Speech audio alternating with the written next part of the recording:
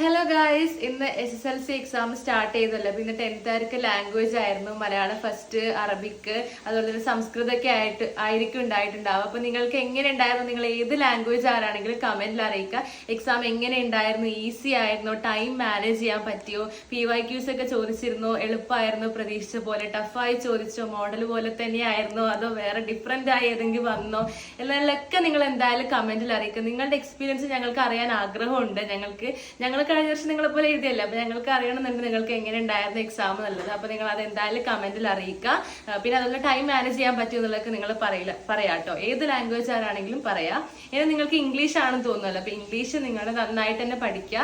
എല്ലാ രീതിക്കും നല്ല സമ്മറിയൊക്കെ മനസ്സിലാക്കുക. ഇംഗ്ലീഷ് എങ്ങനെ പഠിക്കുക എന്നുള്ള വീഡിയോ ഞാൻ ചാനലിൽ ചെയ്തിട്ടുണ്ട്. എന്തെങ്കിലും ബുദ്ധിമുട്ടുണ്ടെങ്കിൽ നിങ്ങൾ അത് കണ്ടു നോക്കിയാൽ മതി. അതല്ല 10th പഠിക്കുന്ന സമയത്ത് ഞാൻ ഒരുപാട് വീഡിയോസ് അപ്ലോഡ് ചെയ്തിട്ടുണ്ട്. ചാപ്റ്റർ വൈസ് ഒക്കെ ചെയ്തിട്ടുണ്ട് തോന്നുന്നു, എന്റെ സെക്കൻഡ് ചാനലിലൊക്കെ ആയിട്ട്. അതൊക്കെ സെർച്ച് ചെയ്താൽ കിട്ടും.